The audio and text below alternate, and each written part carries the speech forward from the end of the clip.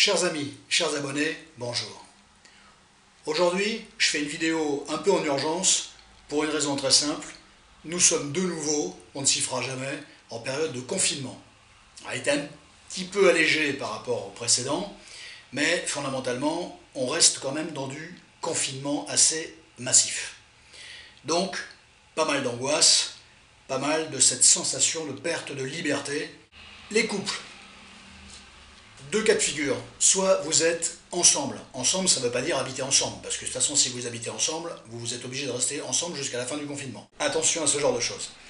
Autre cas de figure, le plus fréquent, vous n'habitez pas ensemble, il y a même peut-être un petit peu de distance entre vos deux lieux respectifs. Faites très attention aux relations de confinement, donc déjà il va falloir gérer la séparation. C'est très difficile de gérer la séparation. Pourquoi? Eh bien tout simplement parce que c'est une frustration. Vous connaissez beaucoup d'êtres humains qui gèrent bien la frustration, vous, eh bien, présentez-les-moi, vous verrez, il n'y aura pas grand monde. Ça je vous le dis tout de suite. Donc il va falloir gérer la frustration, le manque, le vide, l'absence. Voilà. Pour des gens qui sont dans la dépendance affective, ça va être beaucoup plus complexe que pour des gens qui ont une bonne autonomie affective. Voilà. Autonomie affective ne veut pas dire, n'est absolument pas synonyme de ne pas aimer l'autre, pas du tout. Ils aiment les autres, mais ils ne sont pas dépendants des autres. Et ça, c'est plutôt une bonne chose. Hein. C'est toujours mieux quand un être humain est autonome dans sa prise de décision, dans son affectivité, dans son organisation, mais ce n'est pas le cas de tout le monde. Donc il y a des gens dépendants. Les gens dépendants qui vont être donc séparés vont très mal vivre cette situation, du moins c'est le risque, et justement, attention à tout ce qui va se passer à distance, parce que forcément ils vont accroître le nombre de SMS qu'ils peuvent envoyer dans la journée, le nombre de coups de fil, et si effectivement ça ne se déroule pas comme ils le souhaitent, ils risquent d'être étonnés, contrariés, dérangés, perturbés par la manière dont leur interlocuteur leur répond. Et ça peut malheureusement générer une dégradation extrêmement rapide des relations de couple à distance. Voilà, avec effectivement, si ça part dans tous les sens, des blocages, des possibilités de blocage, des perspectives de blocage, qui est un scénario absolument catastrophique. C'est un blocage sur un blocage, c'est une double peine, bloqué non seulement physiquement par le confinement, et bloqué sur les réseaux sociaux ou sur le téléphone, via une embrouille de couple. Voilà, double blocage, catastrophe. Donc, attention, vous n'avez pas de garantie, c'est pas parce que vous vous aimez et que l'autre dit vous aimez qu'il ne va pas vous bloquer à un moment donné. Ne provoquez pas le diable, comme on dit. Donc, attention à ce genre de choses. Apprenez à gérer. Bien sûr, comment apprendre à gérer en une poignée de secondes ce qu'on n'a peut-être pas forcément réussi à gérer en un certain nombre d'années. Je vous l'accorde. Eh bien, je ne vais pas faire cette vidéo sur l'apprentissage de comment gérer la distance, comment gérer effectivement la privation. On reverra ça dans d'autres vidéos potentiellement, mais surtout effectivement dans la mise en garde que vos SMS, ils sont coefficient 2 et que forcément ils ont une valeur différente des autres, les interprétations sont différentes, que s'il y a une brouille, prenez bien conscience que vous ne pourrez pas vous retrouver aussi facilement et aussi rapidement. Si vous êtes dans la même ville, à quelques mètres d'écart, pas de souci, à quelques peut-être kilomètres, tout petits kilomètres d'écart, pas de souci. Si effectivement vous êtes dans deux régions différentes, déjà ça va poser des problèmes, ce genre de choses. Donc attention à ça, ne visez jamais l'embrouille, parce que votre capacité à vous réparer de l'embrouille va être beaucoup plus compliquée. Donc, attention à ce genre de choses. Et une fois que c'est compliqué, pour récupérer le coup, à distance, c'est pas évident. Bon. Ensuite, c'est un autre cas de figure, je voulais absolument regarder avec vous ce matin. Admettons que, depuis un certain nombre de temps, ou très peu de temps avant ce nouveau confinement, vous vous soyez embrouillé avec votre partenaire, qui devient votre ex, l'histoire est terminée, et forcément vous êtes dans une phase de reconquête. Bon, très bien, mais le souci qui va se passer, c'est que comment reconquérir l'autre à distance? En fait, il n'y a pas tellement... Enfin, à distance, avec la séparation de corps. Bon, alors déjà, vous êtes déjà séparés, donc certes, c'est déjà de la frustration, mais vous n'avez pas attendu le confinement pour être frustré, puisque vous étiez déjà frustré de ne plus voir votre partenaire. Voilà, parce que à cause du fait de la rupture du couple. Voilà. Donc, ça ne sera pas forcément une nouveauté. Le confinement peut accroître encore plus la frustration, parce que ça restreint les perspectives de retrouver l'autre potentiellement. Donc ça, tout ça, ce sont des hypothèses, des éventualités. Il faut que vous soyez vigilants sur ce genre de choses. Mais fondamentalement, quand vous êtes séparés, et que votre partenaire est devenu votre ex, ce qu'on appelle votre ex, votre dynamique de reconquête ça ne change absolument rien le confinement. Voire même ça pourrait être une forme d'agrément. Alors c'est sûr que si vous êtes bloqué de partout, ça, il n'y a pas photo, vous ne pourrez pas contacter l'autre, on est d'accord. Mais si vous n'êtes pas forcément bloqué de partout, vous avez quelques échanges, vous aviez encore quelques échanges, vous pouvez toujours profiter, façon de parler, du confinement, pour vous enticher de comment va l'autre, comment ça se passe, le confinement, est-ce que c'est pas trop difficile? Voilà, sans être faux cul, hein, on est d'accord, voilà. Posez la question parce que ça vous intéresse vraiment, hein, voilà. La stratégie pour la stratégie, le truc, voilà, qu'on voit arriver le nez, un gros comme une maison, le nez au milieu de la figure, voilà, ça marche pas, ce genre de choses. Donc voilà, il faut que vous soyez crédible, il faut que vous soyez authentique. Donc vos messages doivent être dans le souci de comment l'autre vit le confinement. Voilà, pas votre petite personne, quittez votre petite personne. Voilà. Soyez dans le souci de ce que vit l'autre. Voilà, c'est ce que l'autre attend de vous. Voilà, ou attendait de vous avant que vous lui montriez autre chose et qu'il vous quitte. Donc la phase du confinement ne change rien en fait dans une perspective de reconquête. Au contraire, l'autre, effectivement, va réfléchir, il va réfléchir, peut-être repenser un petit peu à vous, il va avoir du temps à lui, donc du temps à soi, c'est un avantage et c'est aussi un inconvénient pour certaines personnes, voilà, qu'est-ce qu'on en fait? Il va être habité par des nouvelles pensées, ainsi de suite, voilà, on ne sait pas. Le confinement peut vous profiter quelque part, voilà.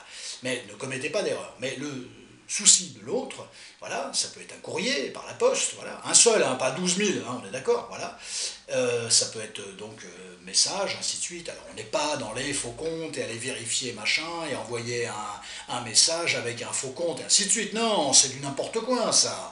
C'est du n'importe quoi ça. Votre ex, forcément, ça va l'agacer, il va avoir doublement envie de ne pas avoir de vos nouvelles. Donc ça ne peut pas fonctionner. Mais ne soyez pas, ne vous laissez pas impressionner par cette logique, cette dynamique du confinement, parce que fondamentalement, quand vous êtes dans une phase de reconquête, ça ne change rien en fait. Ça ne change rien. Vous étiez déjà physiquement privé de l'autre. Bon, donc pas de différence. Voilà. Au contraire, une perspective différente, une approche potentiellement différente.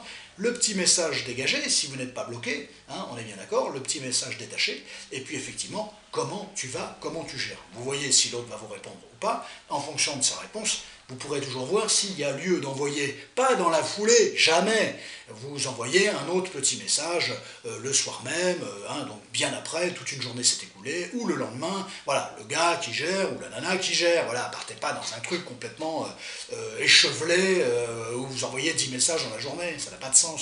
Faites attention à ce genre de choses, voilà. Qu'est-ce que je pourrais vous dire d'autre par rapport au confinement? La frustration, on l'a vu. Pour les couples déjà séparés, on l'a vu, que c'est une période qui peut être productive pour vous, voilà. Occupez-vous de vos réseaux sociaux, voilà. Bon, les activités sont restreintes, mais ça ne vous empêche pas, voilà. Prenez la photo d'un bouquin, vous mettez ça sur votre Instagram ou votre Facebook, ah, j'ai lu tel livre, très intéressant, voilà, vous en faites ça réplique d'une certaine manière, voilà. Rendez attrayant vos réseaux sociaux. Vous savez très bien qu'à 80% des cas, l'autre il viendra vous débloquer vite fait pour aller regarder ce qui se passe sur vos réseaux sociaux. Vous le savez très bien. Voilà, ne faites pas tout là-dessus. Voilà, ne mettez pas n'importe quoi sur vos réseaux sociaux pour attirer le regard de l'autre. Voilà. Mais il y a 80% de chances, surtout pendant le confinement, puisque les gens ils vont quand même s'emmerder allègrement, que votre ex fasse un tour sur vos réseaux sociaux. Donc mettez un peu de densité, mettez des choses, mettez des phrases. Voilà, mettez des aphorismes. Vous savez, ces phrases qu'on trouve sur Google ou sur partout d'ailleurs. Voilà, Instagram, les gens ils passent leur temps à mettre des aphorismes, ainsi de suite, voilà. Vous écrivez vos propres aphorismes, vous mettez une photo de vous, et puis vous écrivez un aphorisme en dessous. Voilà, une petite phrase en fait, hein, c'est ça. Et puis qui vient raconter un petit quelque chose de vous, voilà, c'est très intéressant de faire ça. Et puis c'est un petit message, bien sûr, qui a du sens pour vous, mais qui peut s'adresser potentiellement à quelqu'un. Moi j'ai connu comme ça des gens qui avaient des relations d'aphorisme à aphorisme. Il y en a un qui mettait tel truc avec sa photo, et puis d'autres qui mettaient l'aphorisme sans la photo, ou avec un dessin. Et puis chacun finalement, quand on n'est pas bloqué, hein, on est bien d'accord, chacun finalement communiquer par aphorisme, mais indépendamment de ça, ils ne se parlaient pas par téléphone, ils ne se parlaient pas sur les réseaux sociaux, ainsi de suite, mais ils communiquaient d'aphorisme à aphorisme. Ils savaient que l'autre allait lire l'aphorisme, hein, la petite phrase, voilà, et voilà, ça peut être aussi intéressant de rentrer un truc comme ça, chaque jour, vous mettez une petite phrase, vous créez votre petite phrase, ça peut être intéressant ce genre de truc, voilà, qui parle de vous, mais pas la phrase malheureuse, voilà, la vie c'est qu'un cauchemar ambulant, mais c'est quoi cette histoire, ça n'a pas de sens. Si vous le pensez, vous le mettez pas, ça, voilà, c'est pas très positif, ça donne pas envie d'être reconquis par vous. Voilà, donc ça, attention à ce genre de truc. Voilà, donc cette vidéo un peu en urgence, hein, j'ai rien préparé, j'ai rien, je fais avec les idées, je fais avec les idées que j'ai dans la tête là, à la seconde, parce que forcément, beaucoup de gens vont me parler de l'isolement, donc voilà, comment gérer son temps. Bref, passer faire un tour sur les réseaux sociaux. Voilà, j'ai appris qu'il y avait des rencontres, notamment sur Instagram, qui était devenu un site de rencontres absolument incroyable.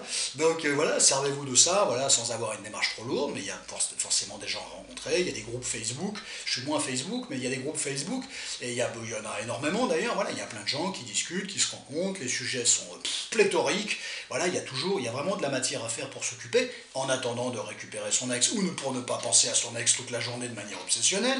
On est d'accord. Donc qu'est-ce qu'il y a? Il y a voilà, comment on s'occupe dans le confinement, comment ne pas être obsédé par l'ex, ainsi de suite. Voilà, ne ressortez surtout pas les photos, et ainsi de suite, les musiques. Voilà, ne partez pas dans votre marasme, et ainsi de suite, pour vous dire, oh là là, la vie est terrible. Voilà. Les aphorismes, ça c'est pas mal, c'est une bonne idée.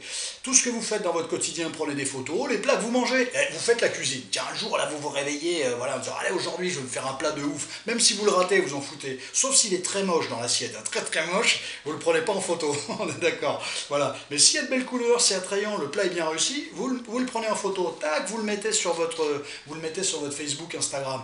Et votre ex, il va voir ça, il se dira, tiens, il s'est pris en main, tiens, il fait la bouffe, lui qui passait son temps à bouffer des surgelés ou à aller bouffer des pizzas, des McDo, des kebabs. Voilà. Donc, intéressant aussi ça. Vous voyez, optimisez vos réseaux sociaux, concentrez-vous sur vous, pas sur l'autre, non, sur vous. Voilà. Votre ex fera un petit tour. Ça, c'est si vous êtes bloqué. Hein. C'est le scénario si vous êtes bloqué. Vous vous occupez de vos réseaux sociaux à vous et pas des réseaux sociaux de l'autre. De toute façon, voilà. Ah, les faux comptes, les machins, les ceci, les cela, oubliez. Oubliez, c'est pas digne de vous. C'est pas digne de vous. Bon, donc oubliez ce genre de truc qui n'est pas digne de vous. Voilà. Ayez du respect pour vous-même. On ne vient pas discuter avec quelqu'un sur un faux compte qu'on a créé, ainsi de suite. Les petits subterfuges, ça marche pas. Plus votre ex verra que vous êtes dans le subterfuge, hein, les magouilles, le maquillage de quelque chose, plus elle se dira, lui ou elle n'a pas changé d'un pouce. Je ne me remettrai pas avec lui. Et vous vous tirez une balle dans le pied. Voilà. Et ça, c'est pas une bonne chose. Donc attention à ce genre de truc. Soyez filou, soyez intelligent. Vous êtes sur un fil, surtout quand vous vous êtes séparé de votre ex. Voilà. Quand il y a une embrouille et que vous êtes à distance, dès que vous sentez que ça monte, ça part en vrille, que vous êtes pris dans l'émotion, vous stoppez tout. Stop! Je suis à distance, si je crée, essayez de le voir, ça monte, ça part. Soyez pas dans le spontané, soyez pas dans le pulsionnel, ça va partir dans tous les sens. Pour récupérer le coup, ça va être la folie. Donc, le truc, bon, allez, je gère, j'essaye de gérer, ok, il m'a dit ci, il m'a dit ça, ainsi de suite. Si vous vous êtes embrouillé, avec votre copine, hein, c'est pas votre ex, hein, j'ai vraiment mis tous les scénarios possibles dans le confinement, hein, c'est une vidéo, je vais l'appeler confinement. Voilà, j'ai mis tous les scénarios là-dedans, hein, on est bien d'accord. Hein. Ceux où vous êtes séparés, ceux où vous êtes en couple, ceux où vous êtes en couple mais ensemble, bon, ça j'en ai pas trop parlé, parce que bon, je pense qu'on peut toujours pouvoir essayer de récupérer un petit peu la situation, compte tenu que vous êtes dans le salon et que votre partenaire est dans la chambre, ou vice-versa. Voilà, il y a forcément toujours des endroits, des moments où on se retrouve. Voilà, appel à l'intelligence. Voilà, on ne peut pas se faire la guerre comme ça tout le temps, c'est pas possible. Hein, voilà. On est des êtres d'amour, hein, on n'est pas des êtres de guerre. Hein, voilà. Soyez constructifs hein, dans vos relations humaines avec votre partenaire plutôt que d'être dans la destruction. Bon, on est d'accord là-dessus. Ok, super. On peut poursuivre là. Eh bien, à partir du moment où vous voyez que ça part en mayonnaise, là, hop, vous arrêtez tout. Stop. Je veux pas de conflit. Je veux pas de conflit, on est à distance, on va se compliquer la vie. Voilà. Et soyez la personne, effectivement, qui se veut structurante, hein, intelligente dans sa démarche, qui va dire stop, moi du conflit j'en veux pas. On est en isolement, on est en confinement, il faut qu'on fasse une union et non pas qu'on se tire la bourre. Hein, voilà. Si vous êtes bien embrouillé avec votre copine ou votre copain, et que vous êtes un peu à distance, hein, c'est le propre du confinement, et on ne se voit pas comme on veut, et que bon, allez, vous essayez quand même de, voilà, vous renvoyer un petit message à l'autre le lendemain ou 2 jours après, prenez le temps de vous calmer quand il y a eu une belle brouille, hein. 24 heures, 48 heures, 72 heures, vous croyez que l'autre va vous oublier en 72 heures, vous plaisantez ou quoi? Surtout que l'autre n'a pas dit qu'il vous quittait, il a dit, enfin je sais pas ce que vous vous êtes dit d'ailleurs, mais même si vous a dit qu'il vous quittait 72 heures avant, ça ne veut pas dire que ça y est, c'est fini, c'est définitif. Non, vous envoyez un petit message, voilà, vous vous excusez, toujours, c'est du bon sens, vous vous excusez de la manière dont vous êtes emballé, je suis sûr que vous n'êtes pas exempt de tout reproche. Donc forcément vous vous excusez. Et puis voilà, vous voyez si il ou elle va vous répondre. Voilà. Si la réponse est un peu froide, glaciale, c'est déjà ça, c'est bien une réponse comme ça, c'est bien. Ok, si l'autre vous fait des reproches, oui, tu m'as fait du mal, ainsi de suite, tu ne te rends pas compte de ce que tu m'as dit, à juste titre. Vous reconnaissez? Oui, ok, mon chéri, oui, ma chérie, je sais, j'aurais pas dû, je sais bien, tu sais, ça fait 3 jours que je me prends la tête avec ça, je me mets des claques tous les jours parce que j'ai te dit telle ou telle chose. Voilà, reconnaissez vos torts, voilà. Et dites à l'autre, oui, oui, j'entends, j'accueille ce que tu me dis que je t'ai fait du mal, j'accueille ça. Voilà, pas je contredis, pas je botte en touche, non, ça n'a pas de sens. Voilà, ça serait je t'entends pas, ça serait je refuse d'entendre que je t'ai fait du mal. C'est une bêtise, ça, voilà. Et donc, s'il n'y a qu'un seul message, ou 2 messages, où ils sont distants, hein, il n'y a pas de je t'aime, il n'y a plus de tout ça, voilà. Oh là, on s'affole pas, c'est déjà une reprise de contact. 2 jours après, ça ira peut-être mieux, 3 jours après, ça ira peut-être mieux, et ainsi de suite. Donc pas d'affolement, appel à l'intelligence. Voilà, ne confondez pas les scénarios, hein. J'ai essayé de les mettre chacun dans un contexte, hein, voilà, et j'ai parlé des couples ensemble, après des ex, après j'ai reparlé des couples qui étaient ensemble mais séparés, enfin, vous avez vu, c'est un peu le foutoir cette vidéo. Ah, c'est une vidéo d'urgence, hein, les amis, donc c'est toujours un peu le foutoir, c'est toujours un peu le foutoir, mais fondamentalement, je pense qu'il y a un contenu qui devrait être utile. J'essaye de monter ça le plus rapidement possible, et puis de mettre ça online, comme dirait l'autre. Eh bien, soyez serein. Soyez intelligent dans votre démarche, soyez stratège, voilà, prenez pas de risques, ne faites pas de bêtises, ne partez pas en vrille, ne vous affolez pas, ne vous emballez pas, ne fonctionnez pas à l'émotionnel, tout simplement. Allez, prenez grand soin de vous, chers amis, c'est compliqué pour tout le monde. Je suis avec vous, vous n'êtes pas tout seul, vous avez toute ma confiance. Bien à vous, à bientôt.